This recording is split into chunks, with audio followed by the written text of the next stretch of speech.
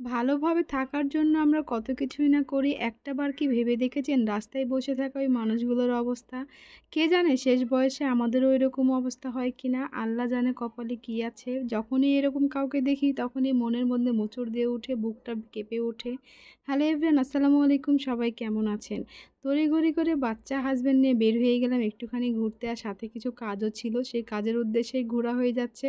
ওইদিকে দেখেন আমার মেয়ে ক্যামেরায় পোজ দিচ্ছে। কেউ মাশাআল্লাহ বলতে ভুলবেন না। মেয়ে কিন্তু আমার এখনও পুরোপুরি সুস্থ হয়নি।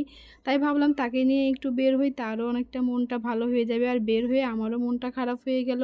আর এই সেই রাজশাহীর রাস্তা অনেকখানি সুন্দর, আর কিছু, কিছু জায়গায় আবার সুন্দর করতে যেয়ে এখনও অর্ধেক কাজ হয়ে আছে। তারপরে বলব আমার রাজশাহী মাশাআল্লাহ পরিষ্কার নগরী। আর এই যে যেতে, যেতেই মনে হয়ে গেল যে রিক্সা থেকে নামা লাগবে। জায়গা লোকেশন চলে আসছি ঠিকঠাক মতো। এখন আমি ভাড়াটা দিয়ে দিচ্ছি, আর আপনাদের ভাইয়া নিয়ে আছে বাবুকে। তো এখান থেকে ভাড়া দিয়ে এখন আমরা যাব। মূলত আমি একটু ব্যাংকের কাজে এসেছিলাম। ব্যাংকের কাজ শেষ করে আবার একটু ঘুরফির করব বাচ্চা নিয়ে। আর আমাকে দেখে তো আপনাদের ভাইয়া বরাবরই খেপায়, সেজন্য একটু হাসছিলাম আর কি। আর আমি দেখেন কোন ফাঁক দিয়ে চলে গেলাম। আসলে চিকন মানুষ হলে কত সুবিধা বলেন। এদিকে রাস্তাগুলো বাঁধা ছিল, কোন সাইড দিয়ে যাব ভাবতে, ভাবতে এক সাইড ফাঁকা পেলাম। আমি ঢুকে পড়লাম, কিন্তু আপনাদের ভাইয়া আসতে পারছিল না।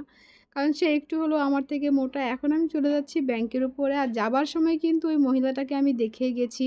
তখনই খারাপ লাগছিল, কিন্তু আমার কাছে সময় কম ছিল দেখে আমি তাড়াতাড়ি করে উঠে পড়লাম ব্যাংকের দিকে। আর আপনাদের ভাইয়াকে বলছিলাম যে খুচরা টাকা থাকলে দিও। তারপরে এখানে আমার কাজের জন্য আমি ফার্স্টে গেটম্যানকে বললাম যে আমি কী কাজের জন্য এসেছি। এখন আমি আমার টোকেন নাম্বার অনুযায়ী আমার কাউন্টার খুঁজছিলাম।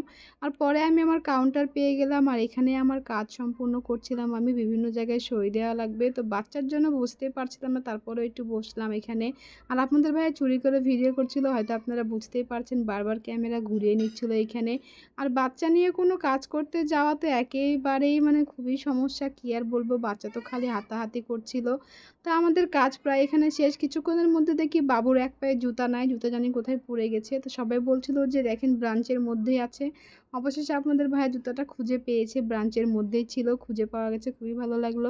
এখন আমরা চলে যাব বাসার দিকে। আর হ্যাঁ, যেটা বলছিলাম, ওই যে রাস্তায় বসে থাকা মানুষগুলো না, তাদেরকে দেখলে ৳১ হলেও অন্তত দিয়েন। কারণ শেষ বয়সে আমাদের কি হবে আমরা নিজেরাও জানি না। কত কষ্ট করে বাচ্চাদেরকে লালন পালন করছি।